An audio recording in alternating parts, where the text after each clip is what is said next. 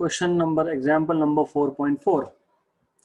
Over a given region, force in Newton, मतलब ऐसा unit, varies as F is equal to 3x square minus 2x plus 1. तो एक reason है जिसमें force varies as this particular given function of x. So force is a function of x. In this region, an object is displaced from x1 equal to 20 centimeter to x2 equal to 40 centimeter by a given force. Calculate the amount of work done. आपको याद होगा मैंने work done by a variable force लिया था and we should know the formula. So work done by a variable force is W is equal to integral f dx and from limit x1 to x2. आपको याद होगा work done by variable force पढ़ाते वक्त मैंने ये formula आपको बताया था, हमने डिराइव किया था, दो अलग अलग मेथड से डिराइव किया था। एक था मैथमेटिकल मेथड जिसमें हमने वेक्टर्स यूज किए थे, एक था ग्राफिकल मेथड। तो you should remember formulas now. So work done W is equal to integration x1 की वैल्यू 20 सेंटीमीटर मतलब 0.2 मीटर। तो I will write down here x1 is 20 centimeter, that is 0.2 meter, and x2 is 40 centimeter, which is 0.4 meter. तो 0.2 to 0.4 f dx और f आपके पास है 3x square minus 2x plus 1 dx। तो ये आपको मिलेगा। लिमिट्स हम लोग बाद में देख लेंगे, बट हम लोग इंडिविजुअल इंटीग्रेशन कर लेते हैं। तो 3x square dx minus second term का इंटीग्रेशन प्लस लास्ट टर्म का इंटीग्रेशन। लिमिट्स हम लोग यहाँ पे ऐसे भी लिख सकते हैं क्योंकि लिमिट्स x पे लगेंगे and we can integrate first and at the end we can substitute limits. तो लिमिट्स को हम लोग आखिरी में भी सब्स्टिट्यूट कर सकते हैं। लिमिट्स मतलब basically final value to initial value. ये लिमिट है मोशन का। मोशन 20 सेंटीमीटर से स्टार्ट हुआ, 40 पे खत्म हुआ। तो 3x square dx, क्योंकि हमारा 3 जो था वो कांस्टेंट था, माइनस 2 कांस्टेंट था। मैं स्टेप बाय स्टेप ले रहा हूँ because I want you to know basic formulas of integration. x square का इंटीग्रेशन का फॉर्मूला है x रेज टू 3/3। आपको याद होगा मैंने बताया था x raise to n integration over dx is x raise to n plus 1 upon n plus 1 minus 2 x square by 2, क्योंकि x रेज टू 1 का इंटीग्रेशन सेम फॉर्मूला से n की वैल्यू 1 लगा दोगे तो x raise to 1 plus 1 upon 1 plus 1, और dx का integration सिर्फ x आएगा between limit 0.2 to 0.4। 3 cancel, 2 cancel. तो अब हमारे पास बचा x cube minus x square plus x 0.2 से 0.4 तक। ऐसे केसेस में जब लिमिट्स आपके पास, बाय द वे 0.4 मतलब x2 को बोलते हैं अपर लिमिट, इसको बोलते हैं लोअर लिमिट। तो बेसिकली जब अपर लिमिट लोअर लिमिट दोनों की वैल्यू नॉन जीरो है तो आप क्या करते हो, x में पहले अपर लिमिट डालते हो 0.4 cube minus 0.4 square plus 0.4, okay. फिर माइनस करते हो और लोअर लिमिट डालते हो x की जगह पे 0.2 का क्यूब माइनस 0.2 का स्क्वायर प्लस 0.2। तो this is the rule of integration.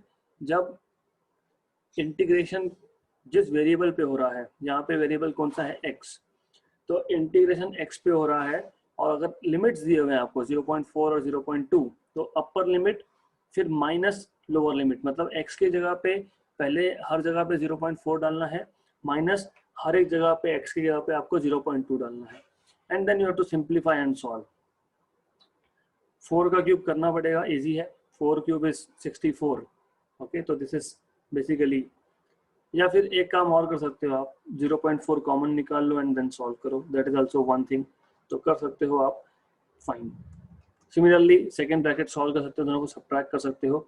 You have to do it by your own self, ये कंप्लीट करो and you will obtain 0.136 joule. कैसे? 0.4 का क्यूब पता होना चाहिए, 4 इंटू 4 इंटू 4 64 और 10 पावर -3 रहेगा वहाँ पे, तो 61 into 10 power -3 minus 16 into 10 power -2 plus 4 into 10 power -1।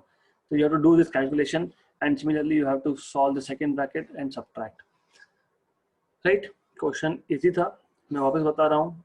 ये जो क्वेश्चन है ये वेरिएबल फोर्स का क्वेश्चन है, मतलब work done by a variable force, और हमने work done by a variable force 2 या 3 लेक्चर पहले ही देखा है। तो इस केस में क्या होता है basically, that force is a function of distance, x के साथ साथ वेरी होता है वो, तो हर एक जगह पे फोर्स कांस्टेंट नहीं है, और इस फोर्स की वजह से बॉडी का डिस्प्लेसमेंट हुआ 20 सेंटीमीटर से 40 सेंटीमीटर पर, x1 से x2 तक गया है वो। तो वर्क डन का फॉर्मूला हम लोगों ने ऑलरेडी देखा है, 2 मेथड से देखा है। It is integration f dx from x1 to x2, फिर f हमने सब्स्टिट्यूट कर दिया, फिर इंटीग्रेशन हमने इंडिविजुअल टर्म्स पे किया है, पहले टर्म का इंटीग्रेशन, सेकेंड टर्म का इंटीग्रेशन, थर्ड टर्म का इंटीग्रेशन, और लिमिट्स को मैंने आखिरी में लिख दिया 0.2 to 0.4। Okay, then we just are solving this. X square का इंटीग्रेशन पता होना चाहिए x³/3, एक्स का इंटीग्रेशन पता होना चाहिए x²/2, और dx का इंटीग्रेशन सिर्फ x होता है। Then you are substituting upper limit and minus lower limit and you are solving it, so आपको मिलेगा 0.136 joule. Right, then next question. अब नेक्स्ट क्वेश्चन का थोड़ा सा प्रॉब्लम क्रिएट होगा आपको, क्यों? Because the theory topic is not taken this year. Not taken this year मतलब क्या, है ही नहीं वो। पुली का थ्योरी आपको मोर और लेस दिया ही नहीं, मोर और लेस बोल रहा हूँ मैं, but I will teach you some basic things, ये पुली के एग्जाम्पल्स सॉल्व कैसे करने होते हैं। तो according to the question, figure A shows a fixed pulley, a massless inextensible string with masses m1 and m2। तो हमारे पास ये जो स्ट्रिंग है, ये रस्सी जो है, ये मासलेस स्ट्रिंग है, सो this is massless string over here. उसके एक एंड पे m1 मास लगा हुआ है, एक एंड पे m2 लगा हुआ है। I think you are not able to see, but I will just draw it here. So this is m2 mass, this is m1 mass. Okay, m2 is greater than m1, ये important है। The method that I'm going to tell you to solve, because this question can be solved in 2 or 3 different methods. So I am going to tell you the simplest of all. So m2 is greater than m1. Okay, then ऐसे ये जो system है इसको बोलते हैं Atwood machine. So this system is called as Atwood machine. Calculate accelerations of the masses and force due to tension along the string, assuming axle of the pulley to be frictionless. तो जो पुली के ऊपर से हमने रस्सी को डाला है, क्योंकि यू कैन सी हमारे पास एक पुली है, पुली को हमने हैंग करके रखा है, राइट, और हमने यहाँ से एक रस्सी जो है, एक वायर जो है, we are just basically passing a wire, a string above this like this। एक मास यहाँ पे अटैच किया है, I am just showing this mass as a block, doesn't matter, एक ही बात है। m2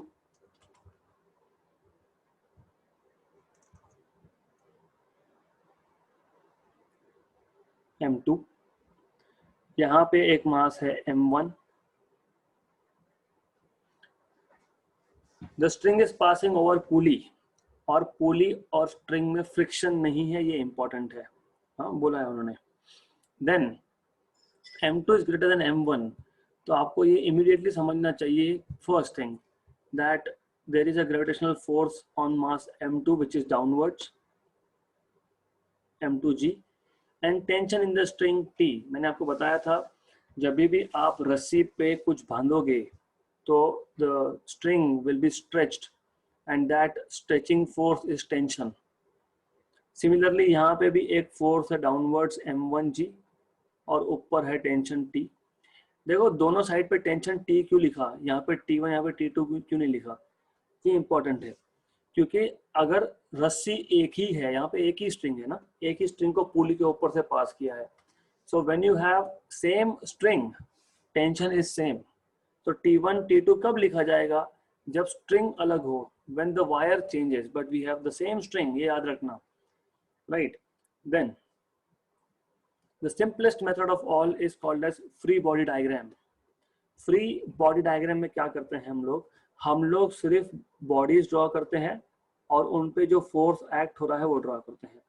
तो इस पे जो फोर्स एक्ट हो रहा है वो T है M1 पे ऊपर की तरफ, नीचे की तरफ M1G है, और M2 पे there is a force tension upwards and M2G is downwards. Well, M2 is greater than M1 का मतलब क्या होता है, इसका मतलब ये होता है कि M2 मास नीचे आएगा with acceleration A। Of course, क्यों, देखा होगा आपने वो किराना शॉप में एक साइड पे हम लोगों ने एक वेट रखा है, दूसरी साइड को भरते जा रहे हैं, फिर अगर दूसरी साइड का मास ज्यादा वेट ज्यादा हो गया तो वो नीचे आता है और ये ऊपर जाता है। तो जिस साइड पे वेट ज्यादा होगा वो साइड डेफिनेटली नीचे जाएगा और ये साइड ऊपर जाएगा with same acceleration A। Same acceleration क्यों, क्योंकि स्ट्रिंग सेम है। तो this body is going up and this body is coming down. इसको बोलते हैं free body diagram. You have to understand, free body diagram मतलब हम लोग सिर्फ बॉडीज और the forces acting on the bodies draw करते हैं, दैट्स इट, राइट। अब व्हाट लॉजिक सेज, है ना, फिजिक्स इज लॉजिक बेसिकली। तो बॉडी 1 मतलब मास 1 के लिए क्या होगा, मास 1 के लिए इक्वेशन क्या बनेगा, what is equation of force, equation of motion, T minus M1G equal to M1A, right. क्यों ऐसा, क्यों, क्योंकि हमेशा याद रखना that mass M1 is going up, मतलब tension force here is greater than M1G, है ना, क्योंकि मास M1 ऊपर जा रहा है मतलब ऊपर का फोर्स ज्यादा है, तो T is greater than M1G, मतलब T minus M1G is equal to net force, and what is force, M1A, है ना, mass into acceleration is force, इसलिए हम लोग ऐसा लिखते हैं उसको डायरेक्टली, M1G लिख दिया मैंने।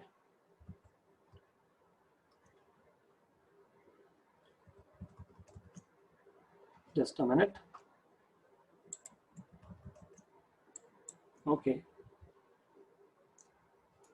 give me a minute.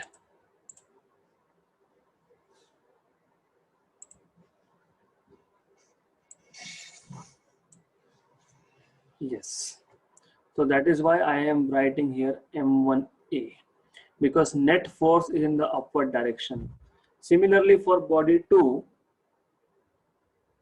for second object में tension is less than M2G, क्यों, क्योंकि overall mass M2 is going down, तो मैं लिखूंगा M2G minus T is equal to M2A, net force is mass into acceleration by definition, it is by definition, okay।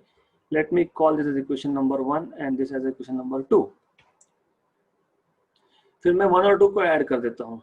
1 और 2 को add करने से क्या मिला, if I add 1 and 2 तो T और T कैंसिल होगा, M2G minus M1G is equal to M2A plus M1A, मतलब I can take out G common, M2 minus M1G equal to A common M2 plus M1, मतलब acceleration मुझे मिल गया M2 minus M1 upon M2 plus M1 into G। Equation number 3 gives acceleration। उन्होंने बोला था आपको calculate accelerations, so you have obtained accelerations here, तो आपको acceleration मिल गया, simple, extremely simple idea, you have obtained acceleration, equation 3 gives you acceleration. और क्या बोला है, फोर्स ड्यू टू टेंशन, मतलब टी फाइंड करना है। अब अगर आपको टी फाइंड करना है तो there are two ways of doing it, या तो इक्वेशन 1 यूज करो या इक्वेशन 2 यूज करो।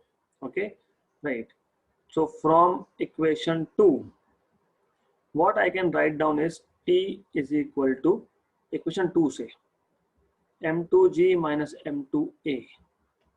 ओके, मतलब मैं m2 कॉमन निकाल लूंगा, तो m2 is common, g minus a, right? Substitute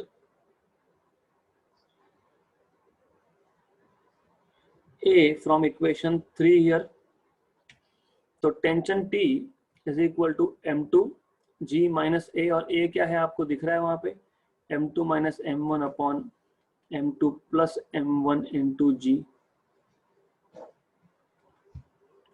तो t is equal to m2 g common 1 minus m2 minus m1 upon m2 plus m1, so t is equal to m2g cross multiply m2 plus m1 minus, ये important है, यहाँ पे गड़बड़ कर देते हैं बहुत सारे बच्चे, minus m2 minus minus plus m1 होगा, क्योंकि bracket I mean minus m2 and then minus of minus that is plus upon m2 plus m1, cross multiply अच्छे से करना, t is equal to m2g, क्या क्या कैंसिल हुआ, cancel हुआ, 2 times of m1 upon m2 plus m1, मतलब finally tension T is equal to 2m1 m2 g upon m1 plus m2, तो this is what you have obtained. Okay, तो it is very simple, बहुत ही simple था ये। मैं वापस बता रहा हूँ कि आपको क्या करना रहेगा इसमें। You should know something called as free body diagram. सबसे पहले you need to understand the given question and then you need to understand that mass 2 is greater than mass 1। तो ये जो डायग्राम दिया है that is called as Atwood machine. Atwood machine को solve करने के लिए या तो पुली का प्रॉब्लम इन जनरल सॉल्व करने के लिए हम लोग फ्री बॉडी डायग्राम ड्रॉ करते हैं।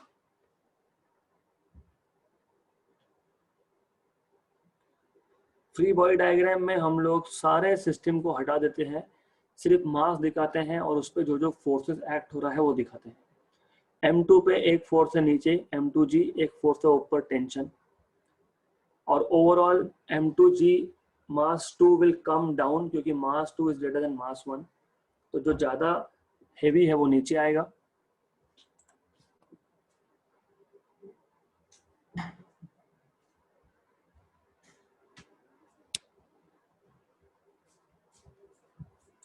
जो लाइट है वो ऊपर जाएगा, मतलब m1 will go up and m2 will come down।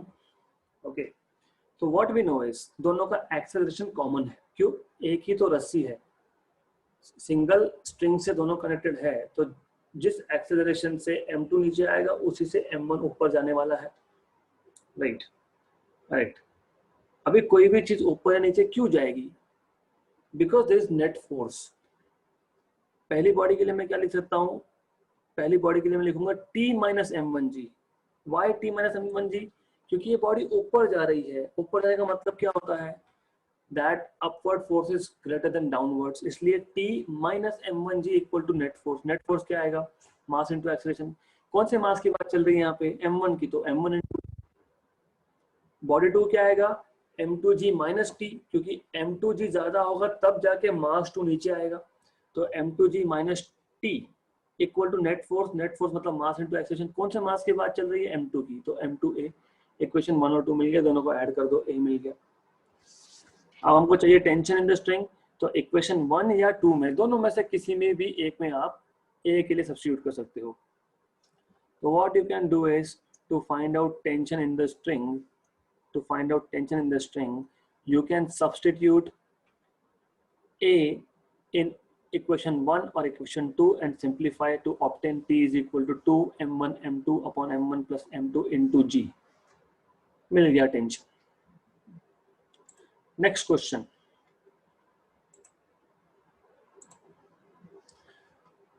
So we are now moving towards problems related with collision. One marble collides head-on with another identical marble at rest. See, the thing is, you have to understand questions. उन्होंने क्या बोला है पहले वो समझ लो. उन्होंने ये बोला है V1 में one marble collides with another identical marble at rest. ये important है. मतलब according to given question M1 is equal to M2 is equal to M, because they are telling you they are identical marbles. तो identical मतलब masses same होंगे. And the second one is at rest, मतलब U2 is equal to 0. If the collision is partially inelastic, determine the ratio of their final velocities in terms of coefficient of restitution. मतलब आपको V2 by V1 का ratio चाहिए in terms of E, coefficient of restitution. सबसे पहले, as I told you that collision किसी भी type का हो, linear momentum is always conserved. Okay, so according to conservation of linear momentum,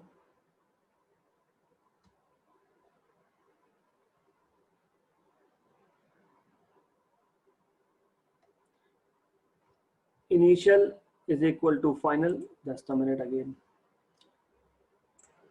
So according to the conservation of linear momentum,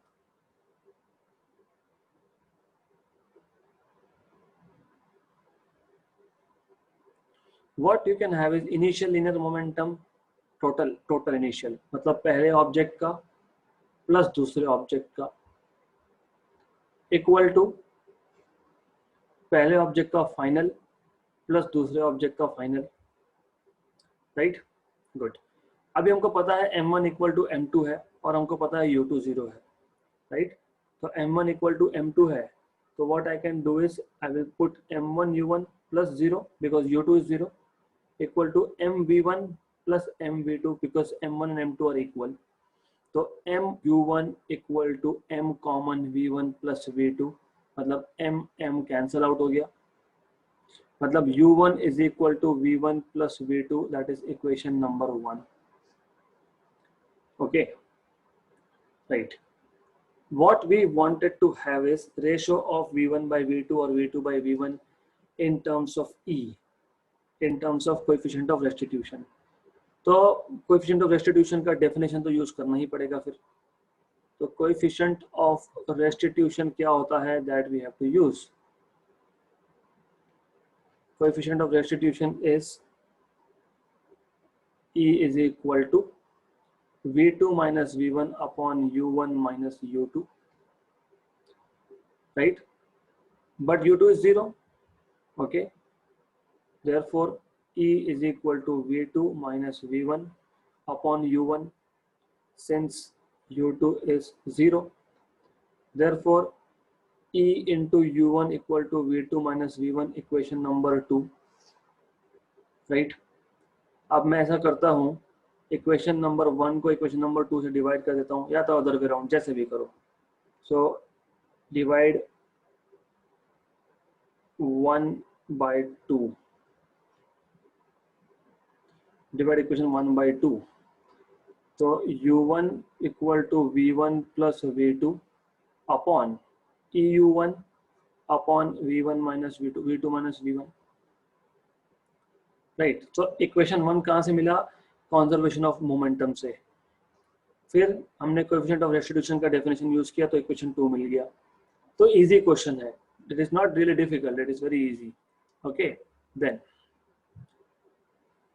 ये मिल गया आपको 1 upon E is equal to V1 plus V2 upon V2 minus V1.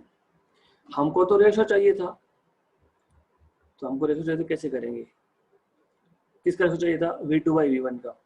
तो using componendo dividendo, and I am sure that you know what is componendo and dividendo. नहीं पता तो बता देता हूँ मैं, doesn't matter.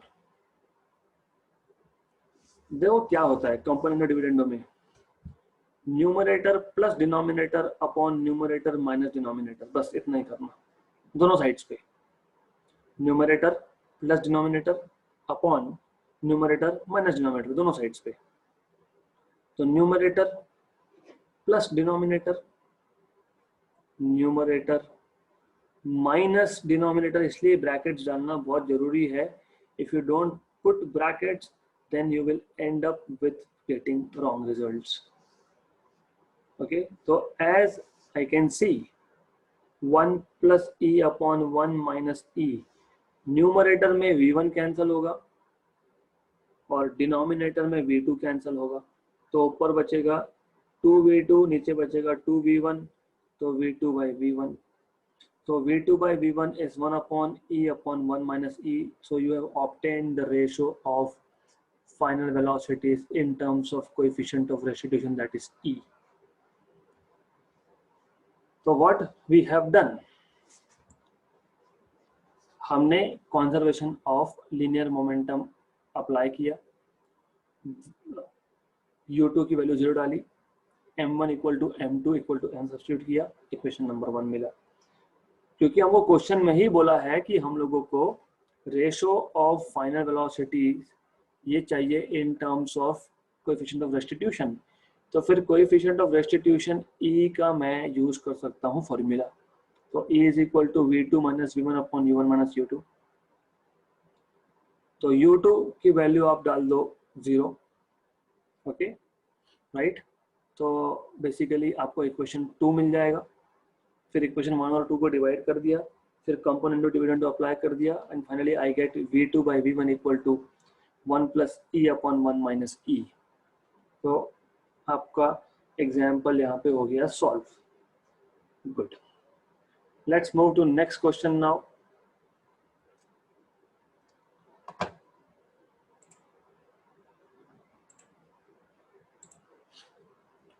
A shell of mass 3 kilogram is dropped from some height. After falling for 2 seconds, it explodes into 2 fragments of masses 2 kilogram and 1 kilogram. Kinetic energy provided by the explosion is 300 joule. Using g equal to 10 meter per second square, calculate velocities of the fragments. Justify your answer if you have more than one option. Good question. सबसे पहले आपको ये पता होना चाहिए कि total mass जो है m1 प्लस m2 ये है 3 किलोग्राम। दूसरा आपको ये पता होना चाहिए कि they are doing this intentionally, थोड़ा कंफ्यूज करने के लिए। What is the confusion? Object एक हाइट से रेस्ट से स्टार्ट हुआ, फिर वो 2 सेकेंड तक ट्रैवल करता रहा, मतलब यहाँ पे final speed v equal to u plus 80 निकालना पड़ेगा। Can we find it out? Yes, because u0 is g and t is t and g की वैल्यू 10 और 2 सेकेंड्स तक वो गिरता रहा 20 मीटर पर सेकेंड। इसके बाद वो एक्सप्लोड हो गया और it became there we have 2 components, 2 fragments हो गए, तो 2 टुकड़े हो गए इसके। Okay right. Why it is important to understand the question? Because when you apply conservation of linear momentum, you need to understand that जैसे हमने perfectly inelastic collision देखा था, वहां पे 2 ऑब्जेक्ट का कोलिजन के बाद एक सिंगल ऑब्जेक्ट बन जाता है, because both of these objects go together. मैंने आपको बताया था परफेक्टली इनइलास्टिक कोलिजन में 2 ऑब्जेक्ट्स कोलिजन के बाद साथ में जाते हैं, मतलब फाइनल वेलोसिटीज आर इक्वल। यहाँ पे उल्टा केस है, यहाँ पे एक ऑब्जेक्ट के 2 टुकड़े हो रहे हैं। तो when you apply conservation of linear momentum, you have to be little careful,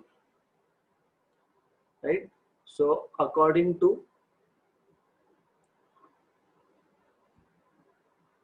conservation of linear momentum,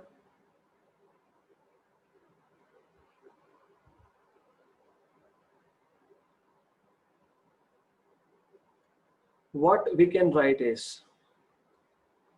देखो इनिशियली मैं इसको टोटल मास बोल देता हूँ m, 2 सेकेंड तक जब तक वो एक्सप्लोड नहीं हुआ तब तक वो एक ही ऑब्जेक्ट था, तो m into v is equal to, so this is before collision basically, मैं लिख देता हूँ चाहिए तो, बिफोर एक्सप्लोजन बोलना पड़ेगा यहाँ पे, not collision.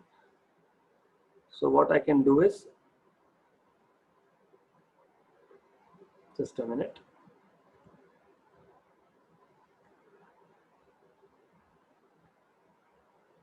Yes, so before explosion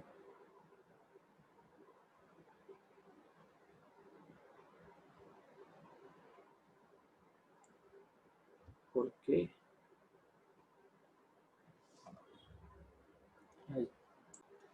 right, so before explosion we are talking about momentum, we are talking about momentum here, okay. So before explosion linear momentum is equal to after explosion, और जब मैं before explosion equal to after explosion लिखता हूँ, I am talking about linear momentum here. So linear momentum before explosion equal to linear momentum after explosion. Before explosion क्या था, mass capital M total mass into v. V क्यों लिख रहा हूँ, क्योंकि explosion कहाँ पे हुआ, एक्सप्लोजन यहाँ पे हुआ क्या, यू इक्वल टू 0 पे नहीं. एक्सप्लोजन कब हुआ, जब उस ऑब्जेक्ट ने, उस मास ने, उस शेल ने वेलोसिटी v गेन कर लिया, इसलिए. What is linear momentum after collision, m1 v1, क्योंकि दो टुकड़े हो गए, plus m2 v2. So one is going with velocity v1, another is going with velocity v2. okay, right. what is m3, what was v20, हमने यहाँ पे calculate करके रखा है. ओके, देन एक टुकड़े का मास 2 हो गया, लिखा है वहां पे 2 fragments, 1 fragment is 2 kilogram and other is 1 kilogram. So what I have obtained is an equation basically. So 2v1 plus v2, right. So we have an equation v2 that is 60 minus 2 times of v1. Let us say equation number 1. हमको एक equation मिल गया, okay. हमको बोला है v2 और v1 निकालो, और आप स्कूल से सीखते आ रहे हो कि दो अननोन हो तो दो इक्वेशन चाहिए तब सॉल्व होता है. हमको तो एक ही मिला, दूसरा कैसे करेंगे. मैंने आपको बताया था एक बार, जब मैंने आपको एक्सप्लोजन का केस बताया था, ये इनइलास्टिक केस होता है. मैंने बताया था कि सिर्फ एक्सप्लोजन के केस में final kinetic energy is greater then initial, क्योंकि एनर्जी इज सप्लाइड इंटरनली, और हमको दिया भी है कि एनर्जी कितना सप्लाई किया गया है एक्सप्लोजन को. तो what I can write down is kinetic energy provided या फिर सप्लाइड. ये जो देखो सिंपल है, जो फायर क्रैकर आप लगाते हो, राइट, उसको जो हमने एनर्जी सप्लाई की, हमने किया ना एनर्जी सप्लाई, कैसे किया हम लोगों ने, अंदर उसके बारूद होता है, राइट. तो दैट बारूद when burned it gives energy. So kinetic energy supplied. अगर बम फटने के बाद 2 टुकड़े हो गए तो काइनेटिक एनर्जी कौन लेके गया, दोनों पीसेस लेके गए, राइट. तो how do you write down kinetic energy supplied is final kinetic energy minus initial kinetic energy. Final कहां से आया, दोनों पीसेस उठा के लेके गए. तो पहले पीस का m1 v1 स्क्वायर, दूसरे पीस का m2 v2 स्क्वायर. इनिशियल क्या था, इनिशियल सिंगल ऑब्जेक्ट था कैपिटल M मास का, वो मूव हो रहा था v स्क्वायर के साथ, तो half mv square, right. You have to understand this thing. हमने जो एनर्जी सप्लाई किया है, kinetic energy provided is final minus initial, right. Good. Final मतलब जो दो टुकड़े हो गए, they will carry energy with them. तो पहले का हाफ m1 v1 स्क्वायर, दूसरे का half m2 v2 square. Initial क्या था, एक्सप्लोजन के पहले, half capital mv square. Okay, so by the way this is Ke supplied. बस आप वैल्यूज डालो। व्हाट इज के सप्लाइड 300 जूल बोला ही है। हाफ m1, m1 कितना 2 v1 square plus half m1 m2 कितना 1 v2 square minus half total m कितना 3 और v कितना 20 उसका स्क्वायर। तो I have to solve this. ये सॉल्व करोगे तो you will get another equation. तो 300 इक्वल टू 2 गया। ओके तो v1 square plus v2 square by 2 minus 20 square is 400, 400 by 2 is 200 into 3 is 600, something like this। तो हमको मिलेगा ये 900 is equal to v1 square plus v2 square by 2 multiply by 2 on both sides। तो 1800 is equal to 2 v1 square plus v2 square, right. Okay मिल गया दो unknown, दो equation. Equation number 2 substituting equation 1 in equation 2। तो 1800 is equal to 2 times of v1 square plus v2 का square. v2 क्या है 60 minus 2 v1 का square, right. अब इसको सॉल्व करो, सिंप्लीफाई करो, इजी है। 1800 equal to 2v1 square plus 60 square आपको पता होना चाहिए। 6 इंटू 6 36 और आगे 2 जीरो और a square minus 2ab minus 2ab 2 into 2 4 into 60 24 240 v1 plus 4v1 square. Solve करना पड़ेगा। That is the only solution to it. Solve it and then you should be able to do it on your own। Solve करते आना चाहिए और आएगा भी, simple है ये। तो if you want I can just tell you 2 plus 4 is 6 v1 square minus 240 v1, okay, right। 36 में से 18 गया plus 1800 equal to 0। 6 कॉमन निकाल लो सब में से, v1 square minus 40 v1 plus 6 common निकाला तो 300 इक्वल टू 0। ऐसे दो नंबर ढूंढो जिसका मल्टीप्लिकेशन माइनस 40 हो and addition is sorry something, I mean you know how to do fractions basically, no आपको पता होना चाहिए। This is a quadratic equation. आपको पता होना चाहिए to find two numbers such that multiplication is minus 40 addition is 300 something like that. तो आपको करते आना चाहिए अभी। तो simple, this is very simple. कैसे minus 30 into minus 10, so I can write down v1 square minus 30 v1 minus 10 v1 plus 300 equal to 0। तो v1 common निकाल लिया, v1 minus 30 minus 10 कॉमन निकाल लिया, v1 minus 30। तो आपको सॉल्व करने के बाद दो वैल्यू मिलेगी, एक तो v1 मिलेगी 10, एक तो आपको मिलेगा v1 as 30, okay 30 metre per second दोनों। अकॉर्डिंग टू द क्वेश्चन में पूछा है justify your answer if you have more than one option. So you have to justify, right. अभी 10 वैल्यू आएगी या फिर आपके पास 30 वैल्यू आएगी, ओके। तो how will you justify, that is something you need to think। अगर v1 की वैल्यू 30 लेता हूं मैं, if I take v1 as 30 तो मुझे v2 क्या मिलेगा 0। कैसे, if I put v1 as 30 और यहाँ पे v1 30 डालूंगा इक्वेशन 1 में तो 60 minus 60 0।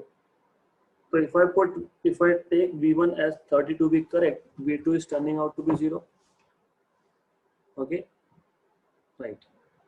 तो if I take v1 as 10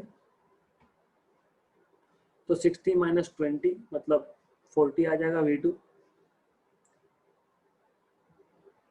okay। So which one is correct? that is something which will come from understanding of the diagram that I have drawn. तो I am very sure कि text book में ये diagram नहीं होगा. Okay, so you have to understand from the diagram that if V1 is 30 then V2 is 0 from equation 1. Okay, which is not possible.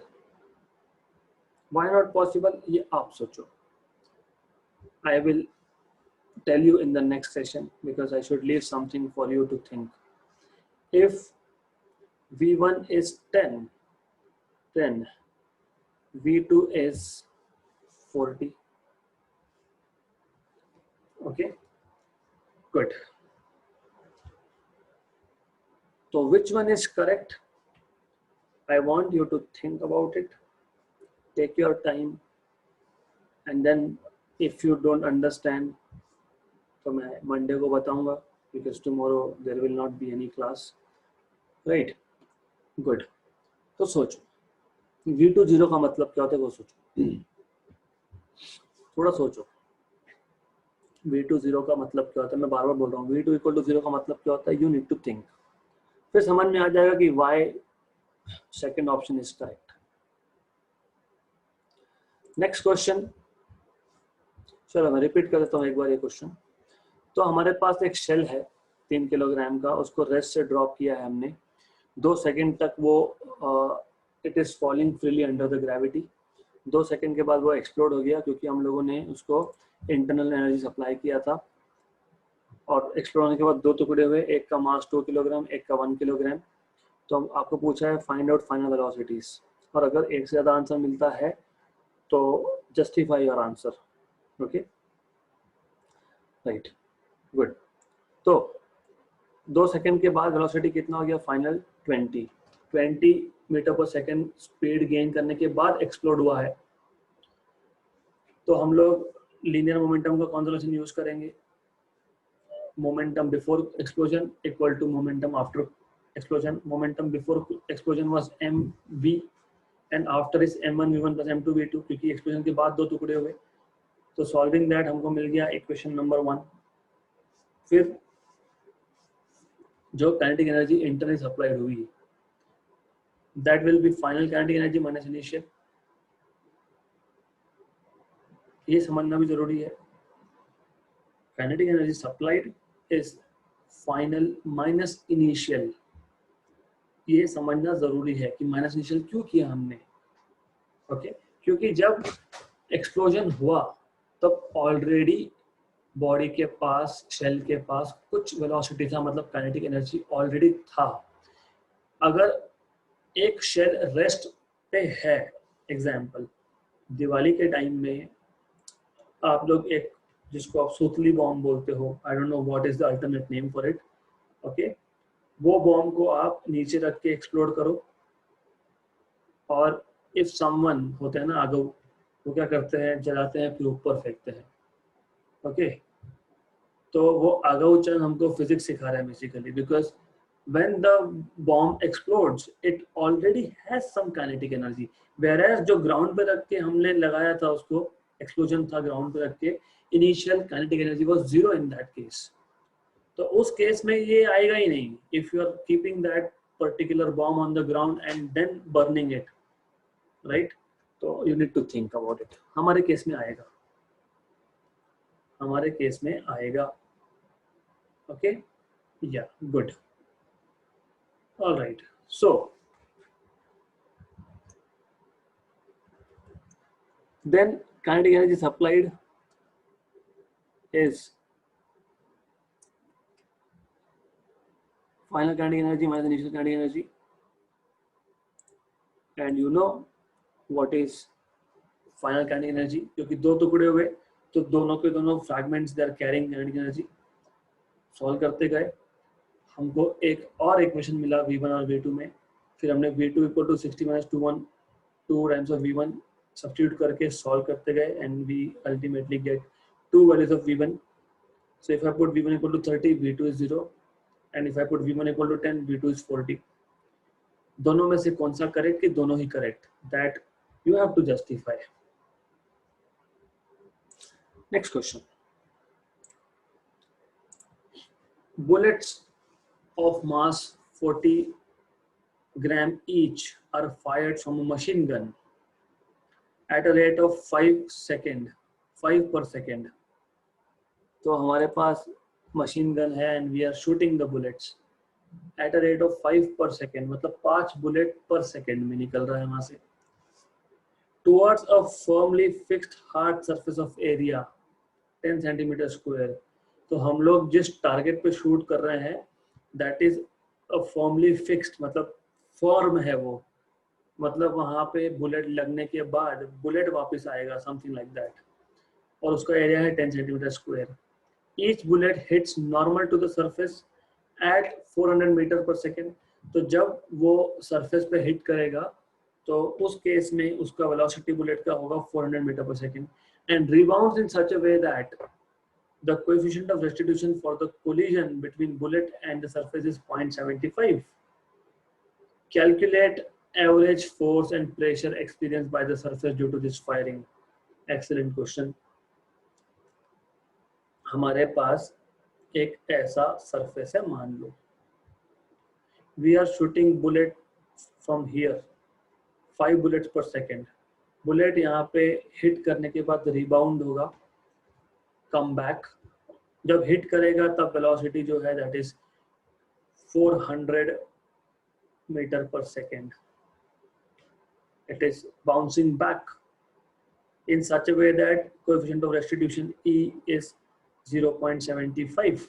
The area of this surface is 10 centimeter square, which can be converted to meter square. वो देखेंगे, लगेगा तो करेंगे. Calculate. You are supposed to find average force and you are supposed to find average pressure. तो area लगने वाला है क्योंकि pressure is force upon area, तो you need to convert this in SI units, करना ही पड़ेगा. तो 10 centimetre square is 10⁻³ metre square after converting, क्योंकि सेंटीमीटर से मीटर में कन्वर्ट किया 10⁻² का स्क्वायर 10⁻⁴ और बाहर 10 था, 10⁻³ मीटर स्क्वायर इज करेक्ट. तो एरिया है, इनिशियल स्पीड है, कोएफिशिएंट ऑफ रेस्टिट्यूशन है, फोर्स और ये फाइंड करना है. तो कैसे करेंगे? फर्मली फिक्स्ड, ये जो वर्ड है ना, ये वर्ड बहुत इंपॉर्टेंट है. फर्मली फिक्स्ड हार्ड सरफेस, इसका मतलब क्या होता है? इसका मतलब ये होता है कि जो ये हार्ड सरफेस है इसका इनिशियल वेलोसिटी और फाइनल वेलोसिटी दोनों जीरो है. तो बुलेट को मैं 1 बोल रहा हूँ. हाँ, bullet is first object and hard surface is second object. And u1 मतलब बुलेट का स्पीड, फर्स्ट ऑब्जेक्ट का मतलब बुलेट का स्पीड, राइट? ओके, तो here since the surface is formally fixed,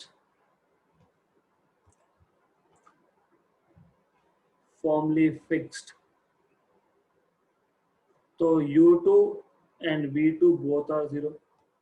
hit करने के बाद भी उसको कोई फर्क नहीं पड़ा, राइट? Examples are many. एक बॉल उठाओ, दीवार पे दे के मारो, दीवार को क्या फर्क पड़ने वाला है? फर्मली फिक्स्ड है, राइट? मतलब दीवार का इनिशियल वेलोसिटी 0, फाइनल 0. वही केस है यहाँ पे, राइट? गुड. इससे मुझे क्या मिलेगा? इससे हमें एक इंपॉर्टेंट इंफॉर्मेशन मिलेगी, because we know that E is equal to V2 minus V1 upon U1 minus U2. Do we know E? Yes, we know E. E की वैल्यू कितनी? 0.75, और आपको पता होना चाहिए 0.75 is 3/4, because I don't like to work in fractions. मुझे पसंद नहीं है, तो मैं ऐसा ही करूँगा, 3/4. V2 is 0. V1 मतलब क्या? Final velocity of bullet. मतलब क्या? बुलेट जब वहां पे हिट होके वापस आया, मैंने बॉल दे मारा दीवार पे, और बॉल जब वहां पे लग के वापस आया, रिबाउंड हुआ, रिकॉइल हुआ, तब उसका स्पीड कितना, दैट इज v1, और वो फाइंड करना पड़ेगा। u1 हमारे पास है 400 और u2 0 है। गुड, तो 3/4 equal to v1 by minus v1 by 400, 1 जा 100 जा, ये माइनस साइन भूलना नहीं। तो मुझे मिल जाएगा v1 equal to minus 300 metre per second, और माइनस आना ही चाहिए था क्योंकि रिबाउंड रिकॉइल है, दीवार पे बॉल दे मारोगे तो बॉल उल्टी डायरेक्शन में आ रहा है ना, तो वेलोसिटी का डायरेक्शन रिवर्स हुआ, तो माइनस आना चाहिए, बुलेट का डायरेक्शन रिवर्स हुआ। Good, then coefficient of restitution कम हुआ है, मतलब जीरो नहीं है तो इलास्टिक कोलिजन तो नहीं है, मतलब लॉस ऑफ काइनेटिक एनर्जी है। मतलब क्या, देखो क्या होता है, एक अगर बुलेट का स्पीड कम हो रहा है, जो हो रहा है, पहले 400 था अभी 300 है, मतलब वेलोसिटी कम हुआ, लेकिन सरफेस तो फिक्स था, फॉर्म था, सरफेस का इनिशियल और फाइनल वेलोसिटी 0 है, मतलब फिर ये वेलोसिटी कम क्यों हुआ, बिकॉज मोमेंटम ट्रांसफर हुआ, किसको, बुलेट से लेके तो उस फॉर्म सरफेस पे, राइट। तो there is a transfer of momentum, okay, so equal and opposite will be the momentum transfer to the surface. So you can find out what is the momentum transfer to the surface. So momentum transferred to the surface per collision, एक collision में कितना momentum transfer हुआ, ये पता होना चाहिए, easy है। कैसे करोगे, change in momentum, initial minus final, that is change in momentum. What is mass of bullet, दिया है आपको, दिया है mass of bullet 40 gram each. What is 40 gram in kilogram, 0.04। What was initial speed, that was 400 minus of minus 300, so this is nothing but 700 into 0.04, 28 Newton second, because momentum is Newton second. या फिर अगर आपको लिखना है तो फिर mv kilogram metre per second लिख सकते हैं, वो न्यूटन सेकेंड ही आता है बेसिकली। Okay, right, good. ये है एक बुलेट की वजह से, हमें क्या बोला है, एक सेकेंड में कितने, 5 बुलेट। तो how much is the momentum transferred in 1 second, so momentum transferred or received by the surface, momentum received by the surface per second,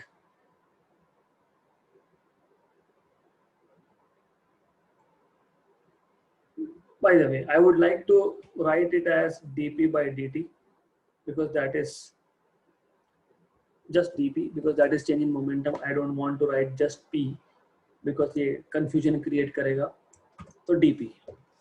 So momentum transferred और momentum received by the surface per second, मतलब dp by dt, per second मतलब divided by time आएगा, कितना, 28 हर एक bullet का, और एक second में 5 बुलेट हिट हो रही है, 140 न्यूटन।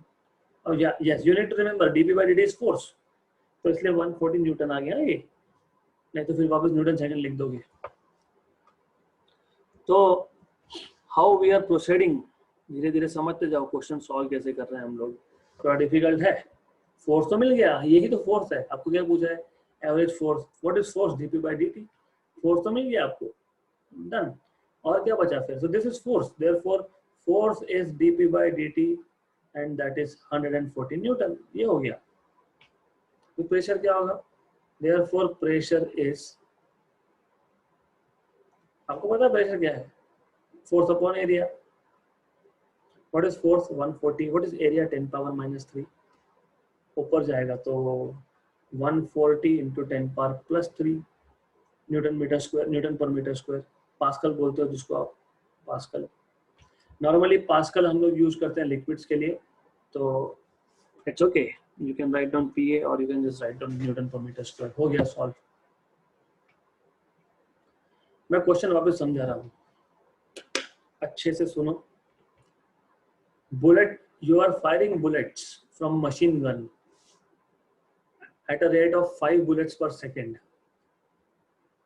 हर एक बुलेट का मास है 40 ग्राम. हम लोग मशीन गन से बुलेट्स फायर कर रहे हैं. हर एक बुलेट का मास है 40 ग्राम. एक सेकेंड में 5 बुलेट फायर कर रहे हैं.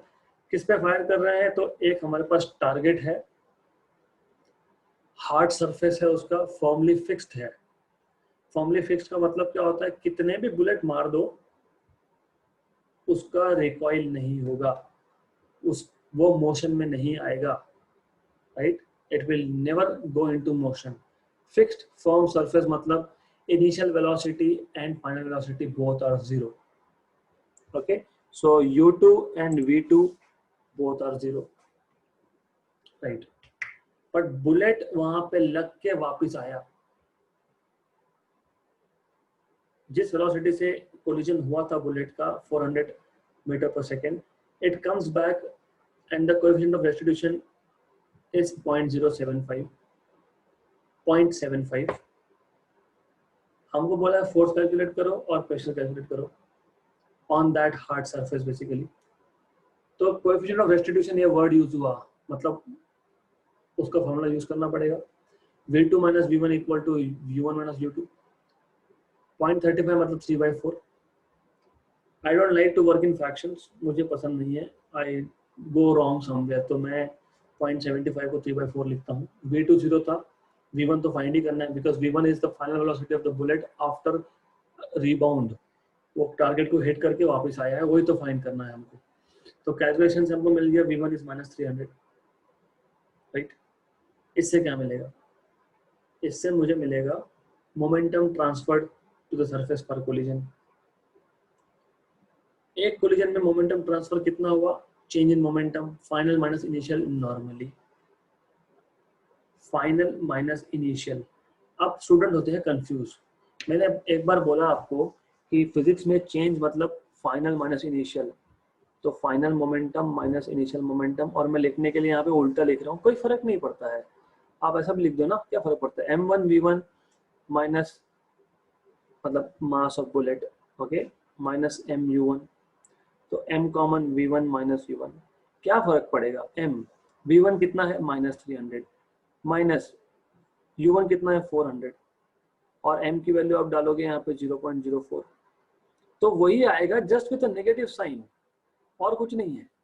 फिर हम लोग बोल देंगे कि कंसिडरिंग ओनली मैग्नीट्यूड, क्योंकि ये मोमेंटम है वेक्टर क्वांटिटी. नेगेटिव मतलब it is giving you direction. तो डजंट मैटर हियर. आप चाहिए तो ऐसा लिखो final minus initial, but then ultimately last में लिख देना कंसिडरिंग मैग्नीट्यूड ओनली, तो +28 लिख दोगे. ये चेंज इन मोमेंटम है, या तो ये मोमेंटम ट्रांसफर्ड है पर कोलिजन, एक बुलेट के हिट करने की वजह से. एक सेकेंड में कितने हिट कर रहे हैं? 5. तो what is total momentum transferred पर सेकेंड? dp/dt. मतलब क्योंकि पर सेकेंड बोल दिया तो डिवाइड बाय dt करना पड़ेगा. तो dp/dt कितना हुआ? 20 into 5, 140. But what is dp/dt? Force 140. What is pressure? Force upon area 140 by 10⁻³ तो 140 into 10⁻³ पास्कल का प्रेशर एक्सर्ट हो रहा है overall. Good, right? Okay, then sufficient for the day. We will stop here and we will continue on Monday.